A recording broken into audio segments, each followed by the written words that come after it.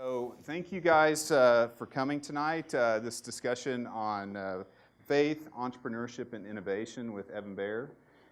It's part of a Baugh's free enterprise series where we bring in kind of prominent speakers or thinkers on the topic of free enterprise. The Baugh Free Enterprise Center is within the Department of Entrepreneurship and promotes society being more facilitating to the idea of free markets.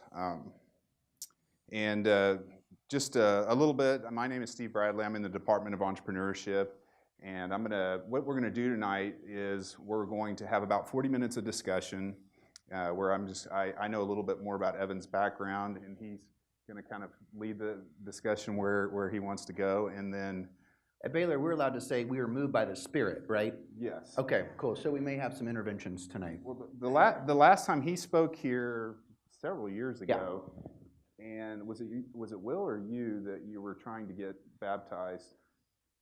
That was probably Will. I don't have that recollection. I said, "Oh, we can baptize anybody in the Brazos River. It's a Baylor." So.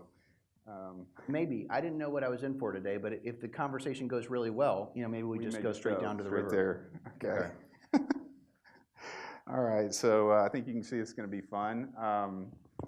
There are just a couple of notes that we do have. This talk will be videoed, and then all of our prior talks, we've got a number of really, really good past speakers that you can go watch videos on the Free Enterprise website. If you just search Free Enterprise Baylor. And also, Evan's got a best-selling book, which he will tell us about, that's on Harvard Press, that he's has a few copies outside, and he's happy to sign those or visit with some of you after the talk. So if you want to buy one of those and get him to sign it, you're welcome to do so. So let me tell you a little about Evan. Evan is a serial founder of technology companies, is a venture investor and an advisor. Now a best-selling author, and he's also an adjunct lecturer, professor in marketing at the University of Texas. I applied here, but I never heard back, so I settled. Well, he lives in Austin, so that makes sense. He was the founder and CEO of Teneo, which we'll also hear a little bit about, a national leadership organization, and co-host of the podcast Our American Experiment. Now, I think you have 2 small kids? 4. Yeah, we upgraded. We went to Costco for one. It was buy one, get one night. And so we went for one. We came home with 2. So we have 8, an 8-year-old, a 5-year-old, and 2 6-month-old twins at home. Wow. Yeah, so my wife is really happy to have sent me here to enjoy this fellowship and dinner tonight while she's back. So I told her I'd pass that on. Well, in the midst of all this, he might want to tell us about his you had an international cricket career, right? Yeah, sure. We can cover all kinds of things. Yeah, who knows? Okay. So tell us a little bit more. Obviously, Baylor's well known for entrepreneurship, and we were one of the first schools to have that. Some people kind of fall into that. Some people grow up, from a very early age, from either watching their parents want to be an entrepreneur. What was your interest in it? How did that start? Yeah, well, thanks for having me here. It's really fun to be with you guys. I love building companies, but it's fun to meet and spend time with people that are at the beginning of their careers. So in our conversation today, and I really hope you guys ask some questions about how you think about navigating careers. I'll tell you in just a second about my own venture into entrepreneurship, but it was not a straight path. And so maybe there's something that Steve or one of you says tonight that will be a spark for how you think about what you guys want to do this summer or what you want to do next. But I'm so thankful for what the center is doing. In some senses, entrepreneurship and free enterprise and the promotion of it should almost feel sui generis. It should feel self-evident. It should feel, of course, people support free enterprise. Isn't it obvious? And isn't it especially obvious for what entrepreneurs, the way they think about the world? But if you spend time in Silicon Valley, sort of the hotbed of at least high-tech entrepreneurship, you'll quickly learn that most people there are not advocates of free markets. Most people there believe in themselves enough to think that them and people like them should work in government to design the lives of people that are less smart than they are. And so I'm thankful to the center and thankful for you guys for spending time in this conversation. And just a reminder, you should not assume that the opportunity to be an entrepreneur, or the opportunity to participate in free markets, like That is not a guaranteed right, and you should all be a part of making this country and the world a place that great businesses get built. So thank you for that. My own path, I grew up in Pensacola, Florida, Panhandle of Florida. The only entrepreneur, the only business person I knew growing up owned a car dealership. My dad was a physician, and we had family friends that were accountants or sort of some more traditional professions. I just didn't really know anyone in business, so I didn't really like car sales. So I was like, I don't think I'm going to go into business. And so what I did have, though, I was really involved in debate, and I loved thinking about the world and the future of the world. And so when I went to college at Princeton, I just had this sense of like, I want to change the world. Sort of everyone, I think many people think that. It's not novel at all. You want to go do something and make an impact or change the world. And my assumption was that the right way to do that is through politics or public policy. And if you want to yell at me about changing my mic, just please feel free to do so. So I go there, and like many young people that want to change the world, I'm like, I'm going to go be a lawyer. And as soon as you meet a lawyer who's like older than you are, like is actually a lawyer, you quickly realize that like, that's probably not the right way to change the world. The life of a lawyer, what lawyers mostly do, I could probably grab that handheld, if better. Check one, a little better. Might be the metal plate in my head. It sometimes has some interaction there. All right, let's just keep going. So I don't know if you guys are interested in law or politics or even the study of economics, but that was sort of where I was tracked. I was so interested in that. I was in the public policy program. I spent my summers in Washington, D.C. at AEI and Heritage and Cato, these think tanks that work on this kind of stuff. I went and worked on Capitol Hill. I went ahead to law school and divinity school, all on this path of like, I want to use words to craft documents that change the world. And that is valid. Lindsay Simmons, a good friend of mine, she is a lawyer, and some lawyers are doing this, and we need great lawyers. I met a really interesting person named Peter Thiel. At the time, I didn't know who Peter was. I later learned he was the seed investor in Facebook and had this legendary career as an angel investor and a global macro hedge fund manager and as a founder of companies. Really interesting person. And he shared with me a different way of changing the world. And he makes a really strong argument that if you care about facilitating rapid social or political or economic change, the way to do that is to build a company. And that, at the time, was a really strange idea for me. I had seen people that built companies that went on to change the world. And here's how I had thought about it. I had seen companies like Chick-fil-A. Show of hands, anyone like Chick-fil-A in the audience? Any eaters of Chick-fil-A? Okay, there we go. Thank you. It's actually required to be a student at Baylor, I think, to endorse Chick-fil-A. And so I love Chick-fil-A for so many reasons. So here's how I thought about social change. I said, oh yeah, okay, some companies change the world because the Cathy family can build this really valuable business, and then they make all this profit, and then they own the business, and then they have money. Then they can use that money once they made it in the business, and they can do good things with the money. Like they could donate to political candidates, they could donate to Baylor, they could support their local church, all kinds of things that they could do with the money. And while those are good ways to change the world, I was really missing the point. And the point that Peter made was that it's actually the business itself that is the generative agent that changes the world. So, example, Peter was sitting around with some nerdy friends, and they were trying to separate a check that had come at the end of dinner. And they were like, it's so awkward, who's paying? You put on your card, I'll reimburse you. And so they all had their Palm Pilots probably on their waist belt, and they pulled them out because they were really cool. And they were like, this is ridiculous that we can't find an easy way to send each other money. So this was like one of the seed ideas for like, why do they start the company PayPal, which they were the founders of. And as they were thinking about currencies and markets, one thing that got Peter really riled up from a policy perspective over the years was he was very frustrated with the power of the Federal Reserve.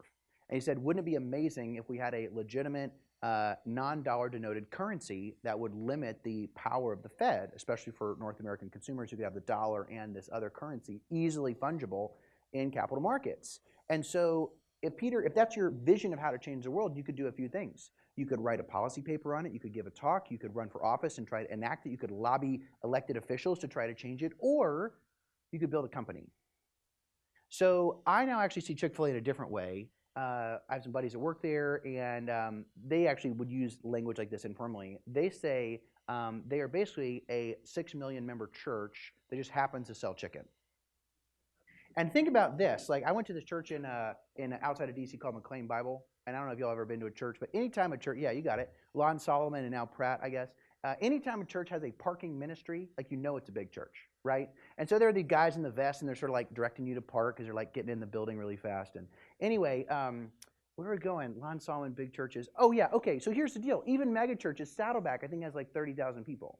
But think about Chick-fil-A's view of the world. If you set out and you said, I want to have a way that 6 million Americans on a weekly basis are encountered with someone that greets them by name, that looks them in the eye, that shows them hospitality, that serves them and cares for them and provides them a dignified moment of social and community interaction, how would you build a business? How would you build a thing that lets you get to serve 6 million people like that? Well, Rick Warren and Ortberg and every great pastor try to do that. And the best ones have 100,000 people. And Chick-fil-A touches 6 million. So anyway, you don't need to go start your own Chick-fil-A, but I guess the point that was made to me was the guy that sold cars, that is a business. I didn't understand what business was. It took me 10 years later to understand that if your goal is radical social change towards whatever end, that business is not the only way, but it's a really important mechanism to think about for how you use your talents to go out into the world. Okay, so you've got a nice pedigree. I forgot to mention that you've been at Princeton, and I don't know where your Harvard MBA came into this, but let's talk about your was Outbox your first venture? Yeah. Okay, so tell us a little bit more about Outbox. It sounds like, and I know Peter with Theo was involved in that as well. Yeah, so back up a little bit. So I had worked at Facebook, the company, for Sheryl Sandberg right before business school, and thought I was going to go do that. It was super interesting, and this was 9 years ago, and it was a wild time at Facebook. And then I was became really good friends with the guy Will Davis, who's spoken here several times. And Will and I were really good friends, and we took a class. There's sort of a famous professor, Clayton Christensen, who really coined the phrase disruptive innovation, and is a very deep thinker. So in some sense, disruptive innovation is a technical phrase meaning to mess with. But it actually means a lot more than that. It means very specific things about how you build businesses and how you enter markets. And so Will Davis and I had actually worked on Capitol Hill at the same time, and we were interested from a free market perspective, how could you build a business that sort of, using the disruptive innovation lens, tries to pick off a weak or failing part of the federal government. And so we kind of were thinking across these different portions of the government, and really, if you just apply the filter failing, it's like, well, they're all still there, so it's not really a constraining factor. But we also wanted to you got to have an idea. I mean, it's hard to say like, DOD, like let's build rockets, but Musk and others obviously have built rockets. And so Postal Service was interesting because 100 years ago, the Postal Service was basically the only common experience that American citizens had with the federal government. There was very little federal tax. There was no federal health care. Other than like sending the kids off to war in the Postal Service, you didn't really interact with the federal government at all. And so it's just a really interesting business to think about. So we started thinking about that. Will had a bunch of different ideas. I was like, terrible, terrible idea, no way, never. And then this last one was like this particular idea about creating a sort of a Google Voice for your postal mail. So I don't know if you probably have a P.O. box at the Student Center. You probably never go there. It's stuffed with like Herf Jones rings and junk. Anyway, so when you become an adult, you start #adulting, you'll get things like bills in the mail, and you have to like open them and read them and pay them, and it's very frustrating. So for people like you, we were like, wouldn't it be cool if all that paper stuff that used to come to your house or the street corner just came to you on your phone, searchable, like stored in Dropbox or Evernote or something? It's kind of a basic idea. Turns out like very complicated to implement that logistically. So we spent my summer after business school. I had pushed off Facebook. We were still in Boston. I said, let's give 3 months running after this business to see if it's a thing. And so we designed basically a sprint. One of the approaches I like for starting companies is to really begin with some assumptions that you have, and then set out on a journey of testing hypotheses you have about the business. So if you just set out to sort of say, like, let me see what happens, Eric Ries says, if you set out to see what happens, you will always be successful. Right? You will always see what happens in the future. But if you set very specific things, like my hypothesis is the cost of acquisition for a small business using Outbox is $21, and then you run a set of experiments against that, you will confirm or deny the hypothesis. And so that hypothesis-driven approach, I think, is really rigorous to not just businesses, to all parts of your life. So we can come back to that. So we set out on that. At the end of the summer, we had enough encouraging data to be like, we're going to do this thing. So at the last minute, we didn't move to California, we moved to Texas. And happy to talk more about the rest of that journey, but that was how we got into it. Okay, so what was the challenge that you guys faced? So I mean, I think we get a good sense of how you identify what might be a Yeah. disruptive innovation that really changes the way we handle mail. What you encounter some serious problems. Oh man, yeah. So starting a business is just brutal, but it's so worth it. It's so hard on so many levels. Most businesses have early partners, right? So dealing with a co-founder is like a bad marriage from day one. Like you're fighting all the time. Just like being on top of that relationship is really hard. Division of labor, hiring is really hard. Negotiating compensation, raising capital is brutal. That's why we wrote the book. Most people never get a business off the ground that needs outside capital because they can't raise it. So that's really hard. Convincing customers to give us their most confidential material, including their bank statements and health records that say if they have HIV/AIDS or not. Like everything about the business was just impossible. It felt like at the time, and it turns out a lot was really difficult. But the fun, sort of the peak of the story was we had negotiated these regional partnerships with the Postal Service that we needed this loose agreement with the Postal Service to be able to receive or intercept a user's mail. Because the Postal Service says to the person that puts the stamp on it, I will guarantee delivery all the way to that person's mailbox. And we were like getting the mail before that. So we had this partnership with the Postal Service, and then we get summoned to DC to meet the Postmaster General. So this person oversees, let's see, it's like 600,000 employees. So it's like half the size of Walmart. They have a postal police force of 6,000, which includes a SWAT team. They have 300,000 vehicles, the largest civilian vehicle fleet in the world. So it's this massive operation. And so we go and meet the Postmaster General. And in this meeting that was 30 minutes, we basically made our pitch for like what we were doing and sort of discovered through that he was shutting our company down. And so we had this crazy set of conversation on the table. So the head of digital was like at least in his 60s, maybe in his 70s. His most recent job was he ran the union of letter carrier unions. So it was like the Uber union, the Meta union in Brussels. And he had come back somehow into the role of, he ran digital innovation for the Postal Service, which would be like your most natural hire probably for that role. And so we get around to him, he's like, the problem with Outbox is that no one's gonna want it. Digital is a fad. It's only hot in Europe. And we were like, bro, like this is your job. Don't like shoot your own job down. Like you're supposed to champion digital innovation. So anyway, we're like, this meeting is not going well. So we get to the Postmaster General, and he was a reasonable guy, and I kind of understand it. But basically, he said, listen, the customers at Outbox that we were serving, he said, those are not my customers. My customers are the people that put stamps on the mail, which are basically the junk mailers.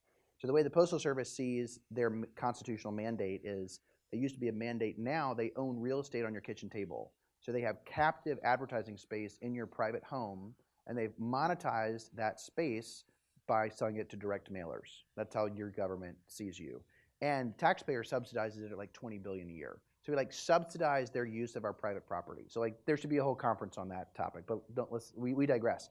So anyway, we come out of this meeting and we're like, oh man, our business is like over. And we tried this other model. We like had this whole crazy set of thinking about this.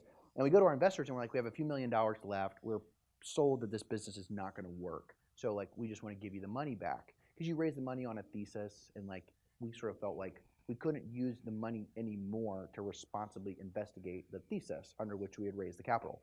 So he said, Mike Maples, who, sidebar Mike, and you can just shut me up. I'll just go for it. Wind me up and sorry. But anyway, real quick, this is a good one. This is promise. This is a good one. So Mike Maples, Mike's a really interesting guy. Mike Sr. was the CTO of Microsoft. Mike Jr., Stanford Business School, back in Austin, Texas. And he builds a company, Motive, takes it public.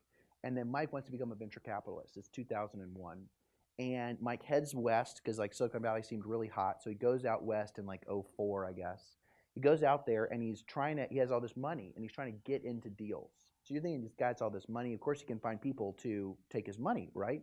He can't find anybody to take his money because like the valley is so hot. There's just cash everywhere.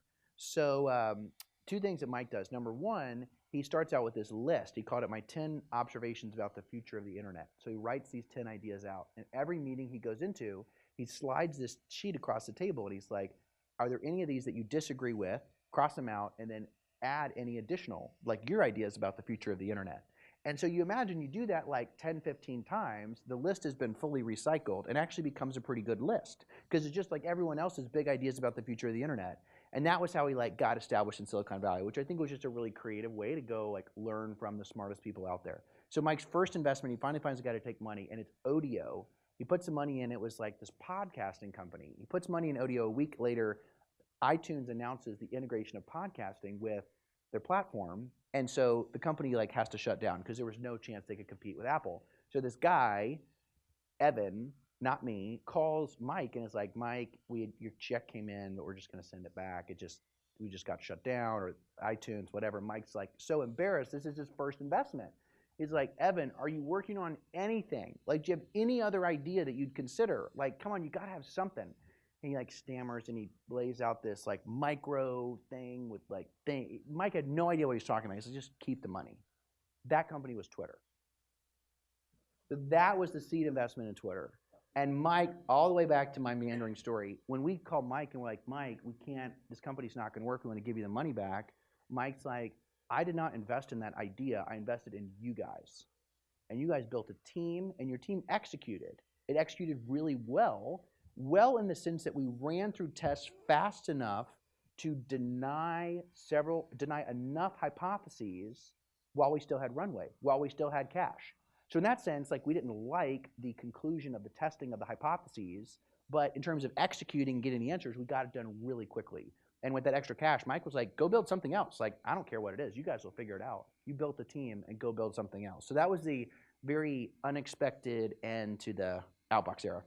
So the government realized that they were going to be discarding all of the junk mail, which was really their primary cash source. Yeah, right? yeah, we were perfectly opposed.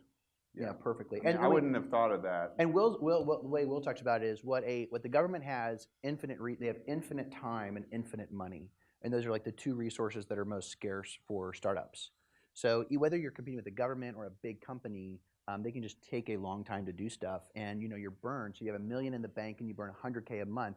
Your burn is $100K a month, and your runway is just cash on hand divided by your monthly burn, and that's your runway. So you got 10 months of time. I think that's in the quiz. You guys should write that down. Runway, cash on hand, divided by burn equals runway.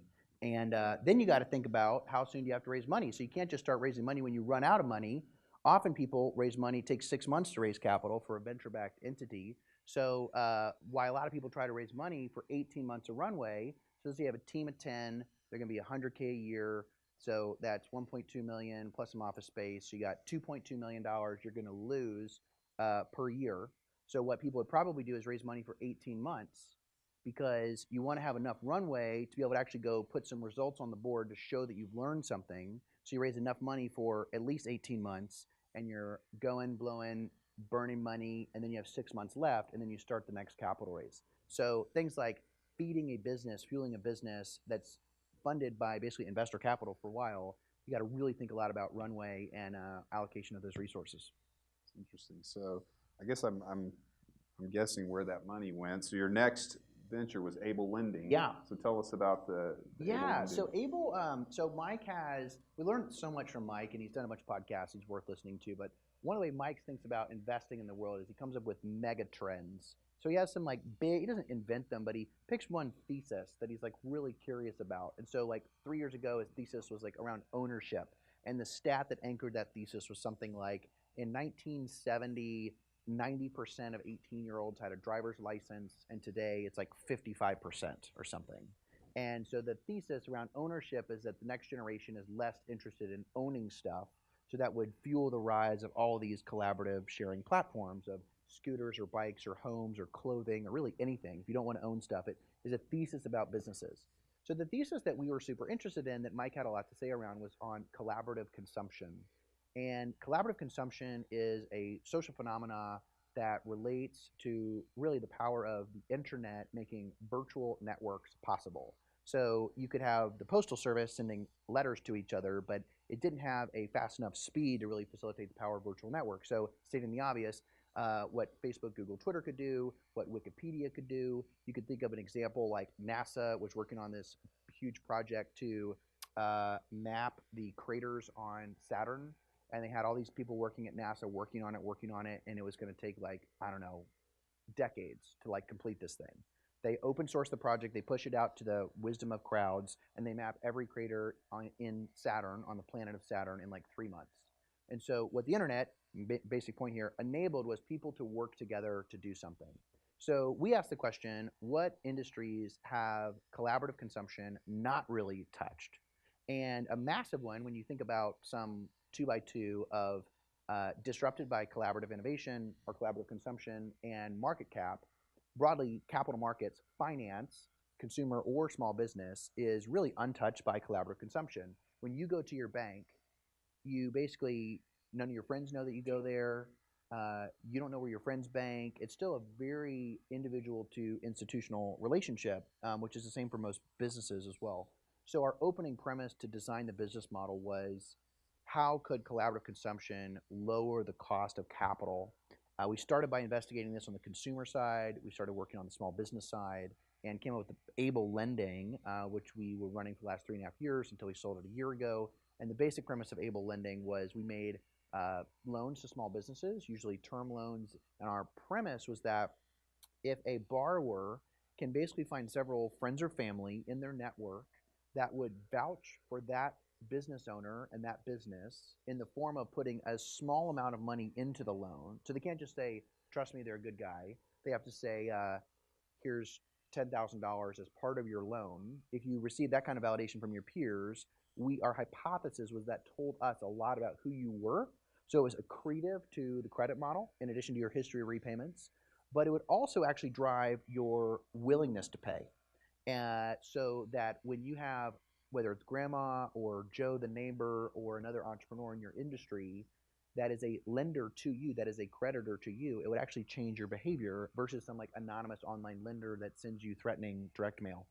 And so that was the premise. We built it. It was really hard. We learned a lot through it.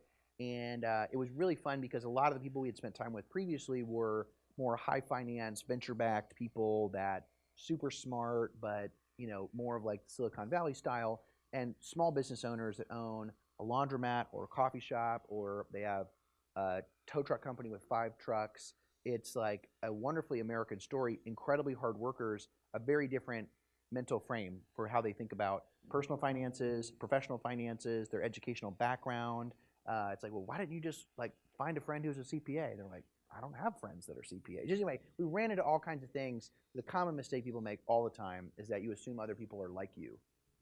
And so when you immediately jump like, oh, I would just think of this. So like they must have also thought of that same thing. So why would I even bother asking them if they thought about that? Because they already would have thought of it.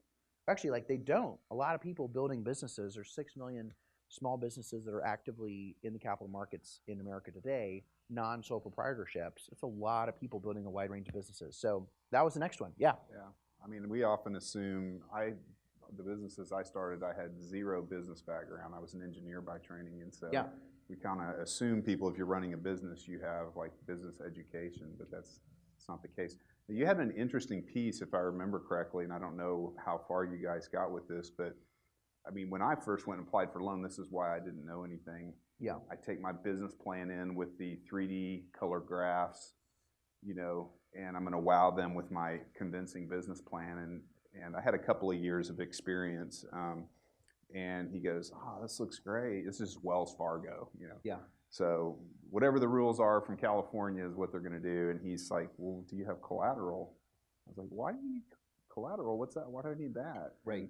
And so it was my first dawning that if you think you're going to walk into a bank and get a loan, that isn't always the case. But you guys had used both the normal kind of banking apply for a loan process plus family social collateral or actual real collateral. But you also use social media, or at least at the time, y'all were trying to use reputational stuff off of Yelp and other things. Did that get very far? Yeah, so we played around with some data models on that, but we heard sort of from an inside friend that works at Facebook that Facebook and Experian, this massive data company, ran this huge joint test to figure out if they could accrete FICO model, the consumer credit score, with the data of Facebook, which is to say like one of the largest sets of data in the world. And basically they found no way to improve FICO, which is actually super interesting because a lot of people think FICO is very old school, and I don't know, there's something kind of interesting.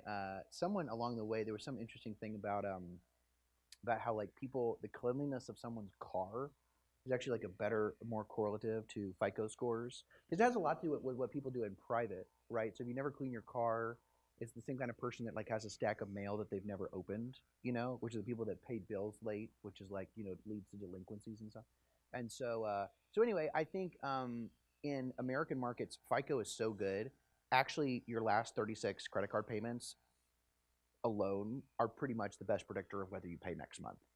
And so we kind of hope that there was better data on there. So I think in first world markets, I'm like pretty doubtful on the relevance of social media data to accrete credit models. It's very interesting in third world markets though, where there's no base for FICO scores. And so there's interesting cell phone and payments companies that will look at something like, from where you are with your cell phone and what cell towers it's interacting with. They can see like that you traffic up and down this road for your business. And so understanding data like that would be like, oh, this is a business owner. They need 10K for a truck. And like, I see where their cell phone is. And so in that case, it's like, there's no FICO file. It's not a thin file. There's zero file on these people. But that really comes down to the interesting piece of this business, which was credit comes from the Latin word credere, which means to believe. And so in a weird way, banking 30 years ago, there were probably racial and gender and socioeconomic, there were biases in the old way of lending, but there was something pretty interesting about John Allison, who's this great libertarian banker guy who took over BB&T Bank. John started in the mailroom, keeps coming back to mail today for some reason, but he started in the mailroom, worked his way up over time, actually took over the new employee onboarding and education program at BB&T Bank, which was like to teach their 30,000 employees. And he created this reading list, and he had everyone read like several Ayn Rand books, and like taught the entire employee base of BB&T Bank about objectivism and libertarianism. So anyway, back to where we started. That's a company that like set out to change the world by training tens of thousands of people on objectivism. So anyway, John tells a story that like the way he was a really great lender, and he would call other people in the community to find out, hey, is like Steve like has he been drinking at the bar real late lately? And they'd ask questions, and that would like inform his process of is he going to lend to you or not. And when you come in, he would always have, even in a commercial loan, he'd always have the person's spouse come in. And John's a very intimidating 6'7" guy, and the guy he comes in and he stands up real tall and he's kind of towering down, looking at them, and he shakes each of their hands very slowly. And he says, "Repeat after me." He says, "I will repay this loan," while he's shaking their hand. And I will repay this loan, and there's just something really powerful about that. So in interesting ways, obviously the internet and social media have created a lot of opportunities for social connection. At the same time, my banker, I use Bank of America, I call the number and it's like some guy pretending to be named Steve from Bangalore. So it's like internet has actually made us much depersonalized, and something like credit, where like personal relationships, credere, belief relationships, is really what it's all about. Yeah. Well, I thought your model was interesting because I was talking to a real estate developer from California who had gone through some of the different bubbles out there, and he said that because of the relationship with these local banks, Right. they were able to extend credit, give them more time, so they didn't end up having to just let their apartment complexes be repossessed. Yeah. And I asked him, I said, could you do that today? Because the rules are so tight now that it's like, Wells Fargo, well, no, these are the rules the government set for how we're going to do lending, who we can lend to. Right. So you're kind of taking that relational role where you could, somebody that's perceptive, that's good at lending, like John Allison, Yeah. really doesn't have any advantage. It's just kind of it really is just an ATM now. Yeah, yeah, and I think there's a really great book I'd put on your reading list by Stephen Covey called The Speed of Trust, and it's one of his lesser known books, but he basically talks about the role of trust in markets and in business and deal making. And there's a story about Warren Buffett, I think in the acquisition of Georgia Pacific or some tens of billions of dollar acquisition, that Warren spent like 10 hours. So his entire team of people have been doing all this intensive diligence and financial analysis for like a month, and Warren had not looked at any of it. And he spends the whole day with the CEO. They like play golf, they have lunch, they tell each other stories. And Warren comes back to his team that night. He's like, "We just did the deal, $41 billion. And the whole team's like, "What do you mean? You didn't even look at any of our analysis. This is insane." And Warren's just like, "I trust him. We talked about numbers, and we got to a number." And Covey explains this concept really called the trust tax. And what he looks at is the need to slow things down, to work with lawyers, to work with accountants, to get additional documents done, to bolster situations where you don't have trust in business dealings. And so if you think actually about the anonymity in business transactions, perhaps facilitated by the internet, we're actually implicitly creating this significant tax on transactions because we're looking for tools like FICO to basically answer the question like, can I trust you? And maybe there's a business in there. Anyway, that's what we got. That's interesting. So, with the end of that, so you sold that company, and I really just I like the way that you guys. I think part of my problem is I own several businesses, but I think when you hear Mike Maple's story and these other ones, stepping back and thinking much bigger and philosophically about not where is there just a change in society or a need in the market, and getting to, oh, it's this kind of shirt or this kind of coffee, right? But thinking much more deeply about perceived needs.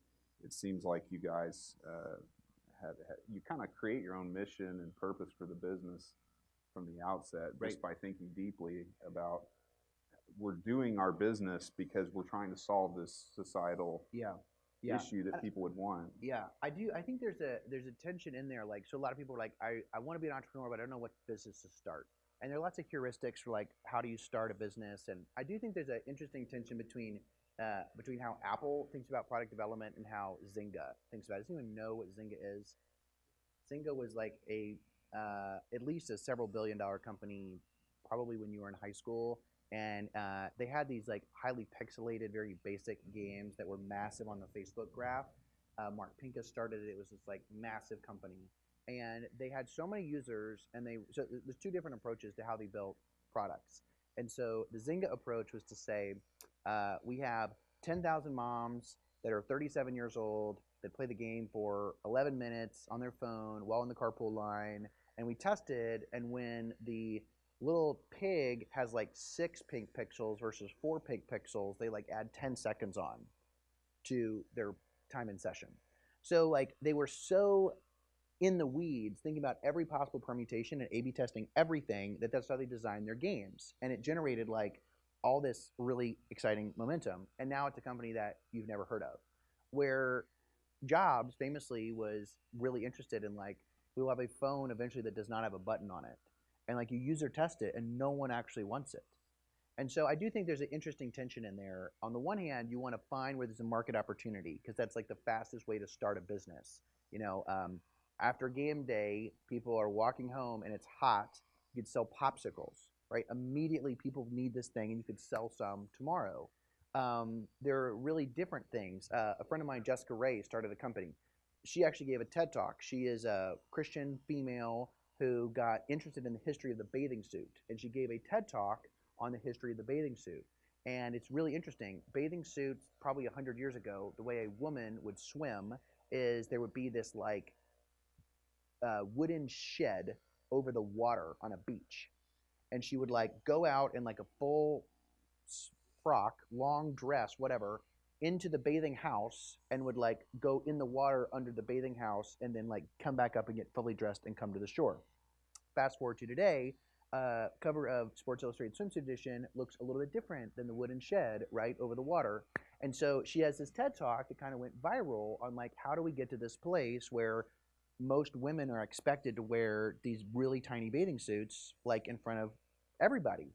And she just cared a lot about this, what it did to women's self-esteem and body image and all these kinds of things. So if that's what you care about in the world, what can you do? You can give a TED Talk, you could write a book, you could teach a course, you could have a nonprofit group that helps young women think about body image. There's all kinds of things you could do. Or you could start an awesome bathing suit company that makes these very elegant Audrey Hepburn style one-piece bathing suits. And you make a great product. And in the product and the messaging, you don't have to have your diatribe on there. It's not like, please read this 10-page policy brief on like why you should be modest. It just comes across in the excellence of the product. So I just love cases like that where someone has this vision of the world and seeks to pursue that vision through business. One quick story on this. This guy there was a Christian college in California, and every year the school names like 2 people most likely to be like great missionaries. It's like some award. And that year, my friend John got the award, and the other guy that got the award was Rick of Saddleback. Rick Warren. Rick Warren gets the award. So they're like setting out on their careers, and Rick has like Saddleback and Purpose Driven Church, and just like meteoric rise. My friend John heads into technology because he was just like, I don't really think I'll be a missionary. He's like, learns about sales, learns all this stuff. And he grows to then run sales for Apple. So John has 160,000 employees, which he will point out to Rick is like 5 times the size of Rick Warren's church. And he talks about like market cap and number of hours of training, and he has all these funny things with Josh Rick about these things. And I just love how John works at Apple. He's clearly not talking about, he's not inserting scripture into the training manual. He is not, organizing people to say like we're going to get all these people doing church things. But his faith is just manifest in how he treats people, how he designs a business, how he trains people, how he cares for people. And I think that's just a beautiful, awesome way to think about taking his, personal faith values and bringing those into a business that was not his own, and it just has this massive scale. And I think that's what business is. That's really the takeaway. Businesses have the ability to scale in a way that basically few or no non-businesses have that opportunity. So if you're interested in impact, I just say stay curious about how you can leverage the profit incentive and the profit itself to be this forever funding source to grow the impact you're trying to have. It's funny, and you could try this with your pastor. So my last 2 churches I've been at, they'll always say, well, you don't have to go into mission. You're a missionary wherever you are, right? That's what pastors always say. And I said, well, why don't you ever have a business person who's starting a new business commission them into the mission field of business? And they was like, oh, that's interesting. But they don't do it. Right. But it's like you're making a symbolic thing. We do send out missionaries to all around the world. But if that's true, if we're all missionaries wherever we are, why don't we commission and pray over somebody's business? Yeah, it does make me think there's I think broadly the sort of faith at work movement, the movement of how people of faith think about the marketplace is kind of a new world, a new space, but a lot of cool developments have been happening. And just one shift that I hope resonates with you guys, there's an author, Bob Buford, who's a very successful Dallas businessman, and he wrote this really important book that really shaped kind of the boomer generation for how they think, if they're believers, how they think about wealth and giving. And the subtitle, so it's called Second Half was the name of the book, and the subtitle is From Success to Significance. And the premise of that subtitle to me sort of says, all right, you're 50 years old, you've made some money, now the question is, what are you going to do with the rest of your life? And it's called Halftime, right? So what do you do that's in front of you?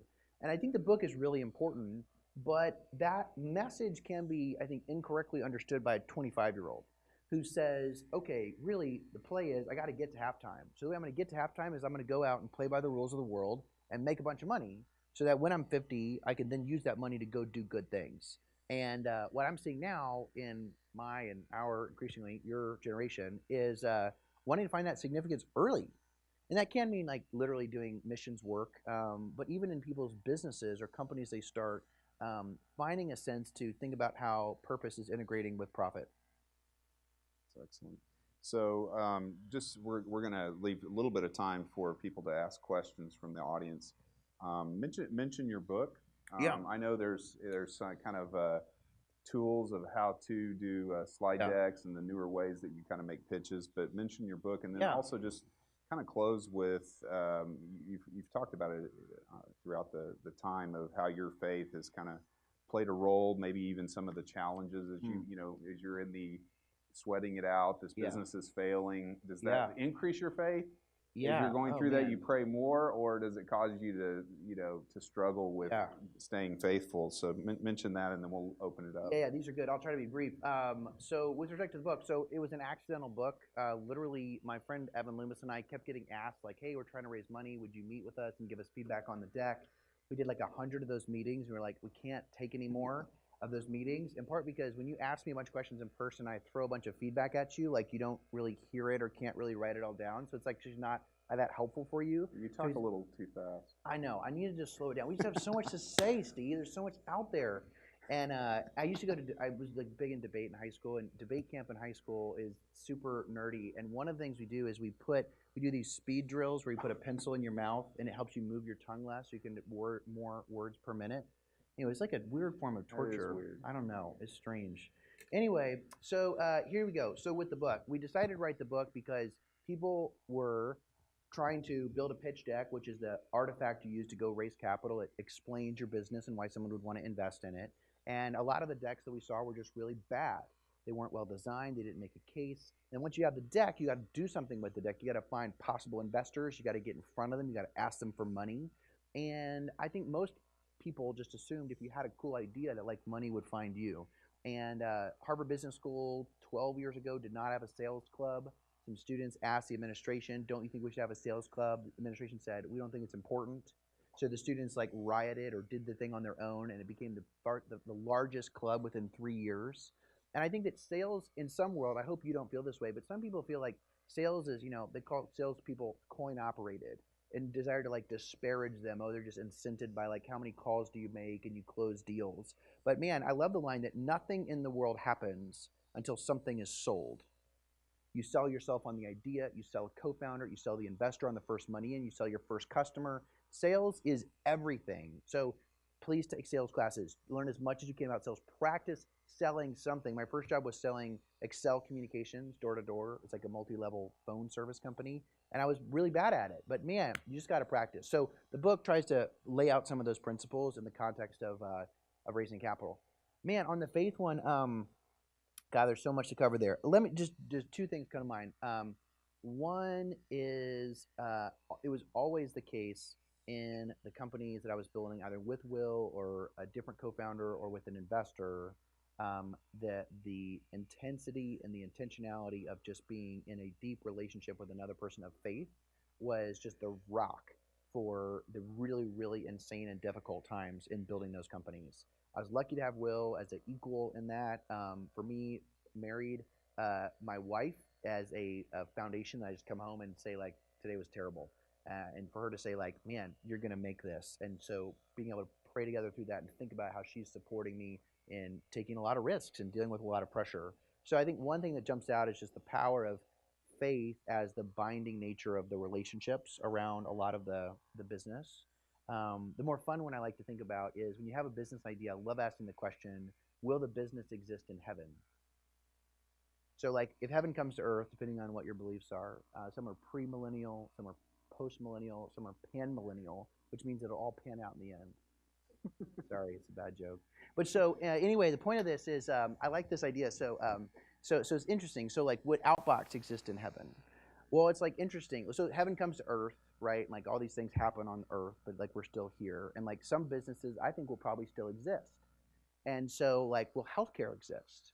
Like probably not, because like everyone's like been healed. But like food, for example, or like agriculture, like I don't know, agriculture businesses might still exist. Anyway, so if you're really building an eternal company, build a company they'll be around in heaven. And talk about shareholder long-term vision. We're here for a long time. No. Anyway, all right, let's take some questions.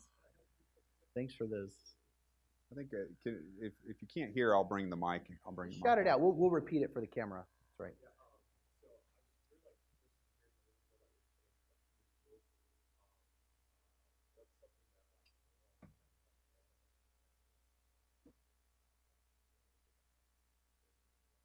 Yeah.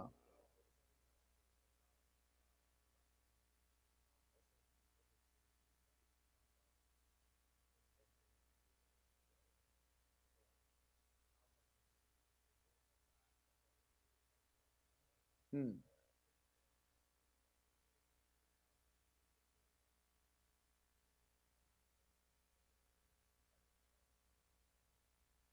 Yeah. Yeah. So the question's about Peter Thiel and his view of the world. One note, so I'm from Pensacola. We say we're from LA, Lower Alabama. It's sort of like the only part of the country worse than Alabama is like the panhandle of Florida, but at least we have beaches. But anyway, my point is, so one thing, man, relationships are so key across all of this. And so the sad reality, when I meet a lot of people that are trying to raise capital and they're like, I'm trying to put my list together, I'm trying to identify targets, there's just sort of two different buckets. Either like you already have relationships or know how to get in front of people, or you don't. And a challenge, if you're not on the coast, a challenge for, and honestly, anywhere not on the coast, is how do you guys intentionally build relationships with some of these like centers of capital, whether it's intellectual or financial or otherwise. So would really encourage you guys to try to spend time, even summers, in San Francisco or New York or LA or Chicago those summer internships, you make 5 friends, like you have no idea how valuable those people will be to you. The Baylor network is strong, but relative to a school in San Francisco or New York, there's going to be parts of your network that are just weaker given the location of the school. So just encourage you guys to be really intentional about kind of building out your network. So Peter asked this question, what do you believe about the world that no one else does? Peter would describe himself as a contrarian, and it's not that he would hear someone's answer to that question and always believe it. He just really likes when people have a strong point of view that's just against the grain of everybody else. And so, a lot of the companies that you put money in, it's like, what do you believe about the world that no one else does? It's that we should grow beef for steaks in test tubes. Was like the foundation of this new company that has like fake beef in Oakland. So these kind of like crazy out there people, he just loves the extreme people. If you haven't read 0 to 1, I highly recommend it. There's really interesting ideas in there about why monopolies are super important to pursue. He has this idea around secrets. All great companies are built around secrets, which relates to sort of this contrarian view about the world. And I just really appreciate his thinking. So if you ever hear him on podcasts or certainly read his books, it's usually he is like insanely smarter than I am, and people that work around him are these global macro quant kind of thinker people, and I was really not that. So just to be around them, I was just like, say more words. You're so smart. You're so smart. So I kind of miss that. Like even in Austin, I don't know, there's a lot of people, it's like 459, queso, yoga, and it's like, no, come on. Who are people actually thinking about the future of the world? There's a line, it's like you're the average of your 5 closest friends. So it's like, if that's true, like think of your list, you're like, well, not that one and not that one. Anyway, it's good though. Yeah, what else, guys? Others. And they don't have to be questions, they can be comments, things that, I don't know, the next speaker Steve should have. Why there should be free food here. Just kidding. Yeah, over there. What's on your computer, by the way? I saw that. Is that allowed here? You want to hold it up? It says something kind of embarrassing. Not a liberal. All right. Winsome, I would describe that. Okay.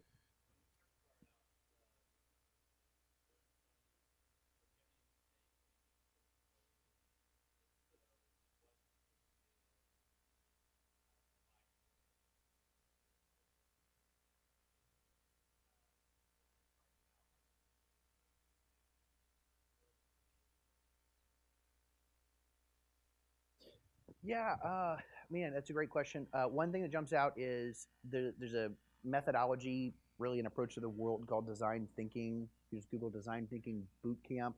There's this 90-page document put out by the Stanford Design School that lays out this approach to problem solving. And I think one mistake a lot of people make is they spend too much time like designing or thinking about the business. And the power of design thinking, some of the elements include like rapid prototyping. So with Outbox, for example, that summer, we basically created this like pretend exercise where it's like the mail's going to come to your house, but don't open it yet. We're going to be on your front porch, and we're going to take it all, and we're going to scan it, and then we're going to like put it in front of you on an iPad. Actually, the lo-fi version before that was we would like mock it up on like a sheet of paper, just like drawing it out. And a lot of people would be like, no, that's not a valid test because that's not like what it would eventually be. The value in rapid prototyping and quick feedback on these prototypes is that you learn faster. You get like actual feedback from users a lot faster.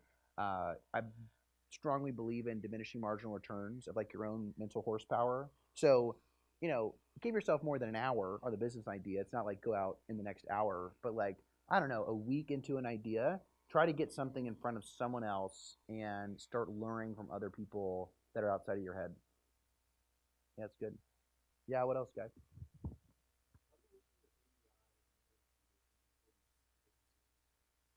Oh, so good. So AI and Heritage are these behemoth, 50, $80 million think tanks. AI's been around for maybe 90 years. Heritage is probably 40 years old.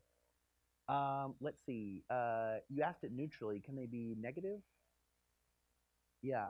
So I think okay, so this is prescient for me right now.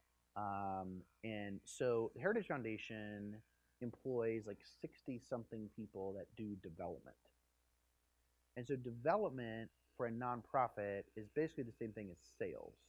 So development, so nonprofit organizations raise money, and their product allegedly is like changing the world. But I actually think that their product is collateral used to raise money. So if you think of heritage as basically an organization that, this has been video, isn't it? No, I love this idea. Let's go with it. So if you think of heritage as basically an entity that makes like really nice Reagan calendars, and their sales channels are like direct mail, and then sometimes they have like really nice dinners where they give you a Reagan calendar. So it could be through dinners. They have an inside sales team that they call development, and they generate $50 million a year in revenue on these like massively marked up Reagan calendars. And so is the purpose of Heritage to sell Reagan calendars? No, the purpose of Heritage is to advance a set of ideas, which I think unfortunately for most nonprofits is like somewhat orthogonal to how they raise money. It's not literally 90 degrees different, but I guess so I came out of that nonprofit world a bit skeptical of the model of nonprofits for advancing ideas in the world. And so I'm very thankful for those organizations. We need them. I hope they continue to grow. They do play a really critical role to, for example, support scholarship. So I don't think that all universities should be for profit, for example. I think there is a role for a tax break to educational institutions. It subsidizes really big brains, like over here, to spend time thinking about whether it's government subsidy or private subsidy, but in the form of a nonprofit, to subsidize or stimulate something that a pure market would not support on its own. I think that's probably a valuable thing, but I kind of came out and it was like, so Heritage's big claim to fame was in '84, they wrote the Mandate for Leadership, and then again in '92, they published a book and they took it to a bunch of House members. Well, you think about, so what, they've been around for 50 years and it's a $50 million budget. So that is $2.5 billion. I mean, it hasn't been that big the whole time, but like if you were to ask the question ex ante, I'm giving you $2.5 billion, what are you going to go do to advance free market ideas? Like, I'm not sure you'd mail Reagan calendars. So anyway, I like my time there, but it's really fun to be on the building side. Yeah, good though. So you want to mention Teneo, and then we'll stop. So Teneo, we didn't get to his current. Yeah. But besides a lot of speaking, tell us about Teneo, and then we'll stop. Yeah. So Teneo is the name. Teneo, if you want to pronounce it. Latin first person singular for I grasp or I endure. It is a leadership development program that recruits sort of free market oriented leaders under the age of 30. And we describe it as we put rocket boosters on their careers. So whether they want to run for office or start companies or serve in the federal government, we do a lot of career development for them. And it's based really on an idea that that I think is probably important for people in the Waco ecosystem. So an area of study I found interesting was the Sociology of Ideas, which asked the question of why do ideas start on the fringe of society and become mainstream? And the takeaway of all this literature of Veblen, Marxborg, all these sociologists is that what matters? Elites matter, and institutions matter, and elite institutions really matter. And so Teneo is really a generational play to penetrate and topple all elite organizations with leaders that advocate for the free enterprise. So it's a small vision.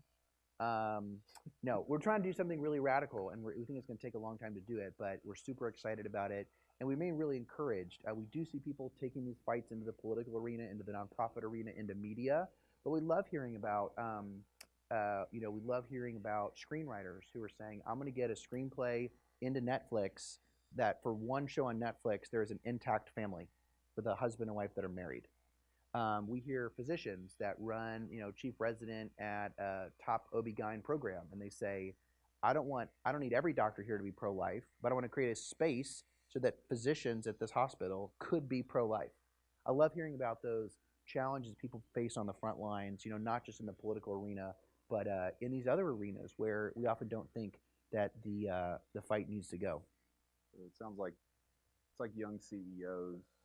Right. Yeah. But with more of a missional purpose, and yeah. So if you don't have a network, maybe that's a place that I think it's totally you have to apply. It's not just open to yep. anybody. Yeah. We have a podcast which kind of brings on some of our members and outside guests. It's TeneoNetwork.com. Happy to give you guys more information about it. But it's just one of whether you come check out Teneo and learn from us or something else. Just strongly would leave you guys with as you guys set out on endeavoring to advance either this set of ideas or a different set of ideas or to change the world in your own way.